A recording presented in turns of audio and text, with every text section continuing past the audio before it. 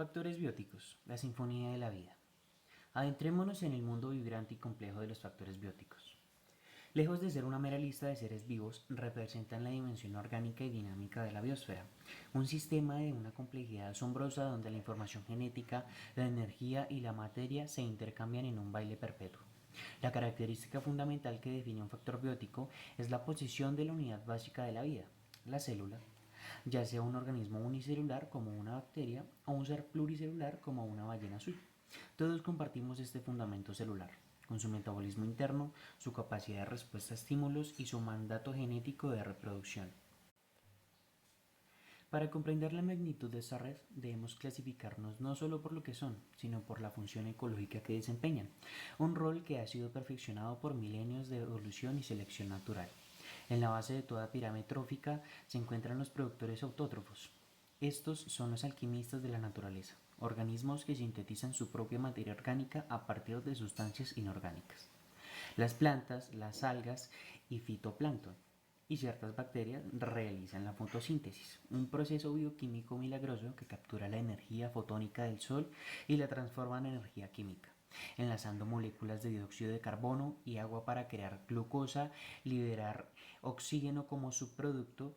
Otros, como las bacterias quimosintéticas en las fuentes hidrotermales oceánicas, obtienen energía de reacciones químicas inorgánicas, son los cimientos absolutos. Sin ellos, el flujo de energía se detendría en seco.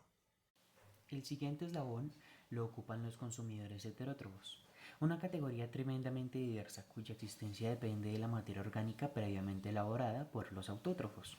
Podemos estratificarlos en un continuum de dependencia energética. Los consumidores primarios o herbívoros son los pastores del mundo natural, desde el krill que filtra fitoplancton en el océano hasta el elefante que ramonea árboles en la sabana. Su adaptación morfológica es fascinante. Sistemas digestivos especializados para fermentar celulosa, dientes de crecimiento continuo para masticar sílica y sentidos agudizados para detectar predadores. Luego, los consumidores secundarios y terciarios. Los carnívoros son cazadores especializados. Sus estrategias son la punta de la lanza de la evolución. Visión binocular para calcular distancias, garras y colmillos como herramientas de precisión y comportamientos de acecho y persecución que exigen una inteligencia aguda. El parásito. Un tipo de consumidor especializado explota a su huésped de manera sostenida, a menudo con ciclos de vida de una complejidad exasperante. Y, en una posición única, los omnívoros como humanos, los cerdos y los cuervos. Somos generalistas digestivos, con una plasticidad conductual que nos permite explorar múltiples niveles tróficos, una ventaja adaptativa en entornos cambiantes. Pero el ciclo no estaría completo sin los descomponedores y detritívoros, los grandes recicladores de la biosfera. Aquí los descomponedores son los hongos, las bacterias y los desembladores químicos maestros. Secretan enzimas poderosas al exterior que dirigen la materia orgánica muerta. Una hoja caída, el cadáver de un animal, en un proceso llamado descomposición, liberando nutrientes inorgánicos como nitrógeno, fósforo y potasio de vuelta al suelo y el agua, haciéndolos nuevamente disponibles para los productores. Es un reciclaje perfecto. Los detritívoros, como los milpies, las cochinillas de la humedad y los buitres, son los consumidores de detritos. Fragmentan mecánicamente la materia orgánica muerta, acelerando exponencialmente el trabajo de los descomponedores al aumentar la superficie de ataque. Las interacciones entre estos factores bióticos son un teatro ecológico de cooperación, conflicto y coexistencia. Más allá de la simple depredación existe el mutualismo, una simbiosis donde ambas especies se benefician, como los líquenes, una alianza entre un hongo y un alga, o las micorrizas, una asociación entre hongos y raíces de plantas que amplía la capacidad de absorción.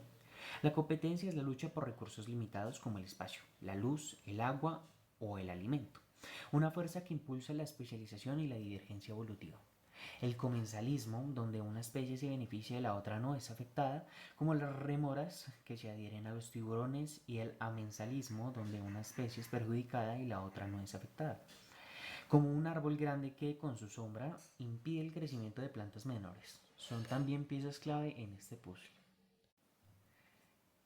En un nivel macro, los factores bióticos se organizan en poblaciones, grupos de la misma especie, comunidades, conjunto de poblaciones interactuando y finalmente en ecosistemas donde su interacción con los factores abióticos crea una unidad funcional. La biodiversidad resultante, la variedad genética de especies y de ecosistemas, no es un lujo, sino el seguro de vida del planeta.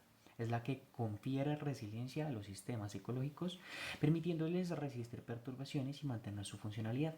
Cada factor biótico, por insignificante que parezca, es un hilo indispensable en el tapiz de la vida, un actor insustituible en la sinfonía biológica de la Tierra.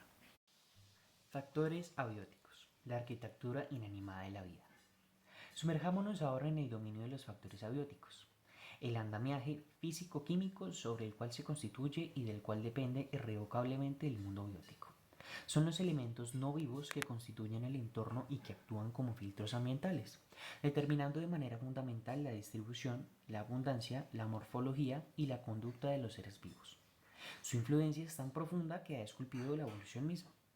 El factor abiótico primordial es, sin duda, la luz solar. Esta radiación electromagnética es el motor térmico y energético del planeta. Su intensidad, duración, fotoperiodo y calidad especial varían con la latitud, la estación y la hora del día, generando ritmos circadianos y estacionales en los organismos, desde la floración de las plantas hasta las migraciones de las aves. La luz no solo impulsa la fotosíntesis, sino que define la estructura vertical de los ecosistemas. En un bosque, la competencia por la luz genera estratos de 12, sobosque y suelo. La temperatura es una variable termodinámica crítica. Es un regulador metabólico universal. Las reacciones bioquímicas de los seres vivos están confinadas a un rango estrecho de temperatura, generalmente entre 0 grados centígrados y 50 grados centígrados. Los organismos han desarrollado adaptaciones térmicas extraordinarias. La endotermia, generación interna de calor, en aves y mamíferos. La ectotermia, dependencia del calor externo, en reptiles y estrategias de latencia, hibernación y desactivación para sobrevivir a los extremos.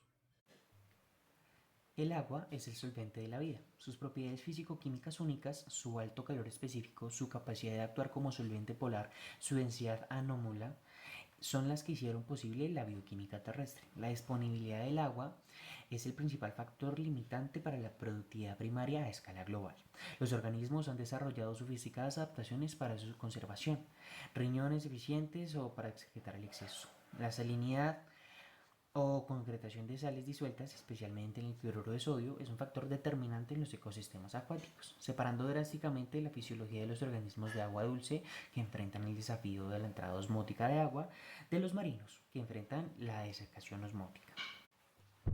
También debemos considerar los nutrientes bioquímicos, que alimentos como el carbono, nitrógeno, fósforo, azufre y potasio siguen siendo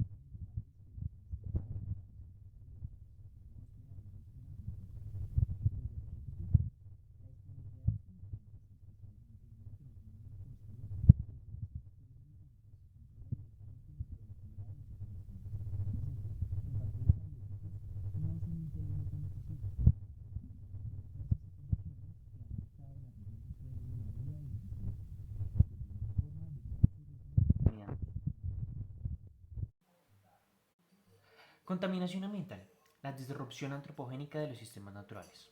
Abordemos ahora el fenómeno de la contaminación ambiental, que podemos definir con precisión como la introducción antropogénica de sustancias, energías u organismos en el medio ambiente, a un ritmo, en una concentración o en una forma que supera la capacidad de asimilación, dilución o degradación natural de los ecosistemas, resultando en una alteración adversa, persistente y a menudo irreversible de sus componentes abióticos y, por ende, de sus comunidades bióticas. Es la forma disruptiva de la era del antropoceno. El impacto final de la contaminación es una reacción en cadena de desestabilización ecosistémica. Al envenenar el aire, el agua y el suelo, los factores abióticos, erosionamos directamente la base de la salud y la supervivencia de los factores bióticos. Provocamos pérdida de biodiversidad, extinciones masivas, proliferación de plagas y enfermedades y comprometemos los servicios ecosistémicos de los que depende la civilización humana. La purificación del aire y el agua, la polinización de cultivos, la fertilidad del suelo y la regulación del clima. La contaminación no es un problema aislado, es el síntoma de un modelo de interacción insostenible con nuestro planeta, y la solución exige una transformación radical hacia una economía circular y un profundo respeto por los delicados equilibrios que sostiene la vida. ¿Cómo se relacionan los tres factores? La relación es un ciclo de dependencia y consecuencia. Los factores abióticos, agua, aire, suelo y clima, constituyen el fundamento físico y químico. Sobre esta base se desarrollan los factores bióticos, plantas, animales, microorganismos que dependen de los recursos abióticos para obtener energía, nutrientes y hábitat. A su vez, los factores bióticos incluyen a los abióticos. Por ejemplo, los árboles estabilizan el suelo y regulan el microclima. El plancton genera gran parte del oxígeno atmosférico. Este sistema forma una red de interdependencia en equilibrio. La contaminación ambiental actúa como un agente disruptivo que introduce elementos tóxicos en los factores abióticos. Comprender esta interrelación es crucial para diagnosticar correctamente los problemas ambientales. La pérdida de biodiversidad o la aparición de enfermedades no son fenómenos aislados, son el síntoma final de un ecosistema cuyo sustento abiótico ha sido previamente dañado. Los seres humanos somos un factor biótico singular con una capacidad sin precedentes para alterar los sistemas abióticos a escala global. Esta capacidad conlleva una responsabilidad proporcional. La degradación ambiental resultante de nuestras acciones no es un problema externo, es una amenaza directa a nuestra propia salud, bienestar y supervivencia como especie, ya que dependemos por completo de los servicios que proveen los ecosistemas sanos. Al final, el estudio de lo biótico, lo abiótico y la contaminación no es solo una lección de ecológica, es un espejo. Nos refleja la verdad fundamental de que somos una parte intrínseca de un sistema delicado, no sus dueños externos. La contaminación es la prueba de que hemos olvidado esta pertenencia. Es un acto de autosabotaje porque al envenenar el agua, el aire y la tierra estamos erosionando los mismos cimientos que nos sostienen. La salud de los ecosistemas no es un lujo, es el fenómeno de su propio futuro y un suelo sano significa alimentos nutritivos. Esto también es espejo, nos demuestra que el camino a seguir, la misma capacidad que tenemos para alterar el equilibrio, la tenemos para restaurarlo. La elección es nuestra, ser la especie que colapsa su propio hogar o la que con humildad y sabiduría pretende vivir en armonía con la red de vida que lo da todo. Nuestra supervivencia está escrita en la salud del planeta, es la misma historia.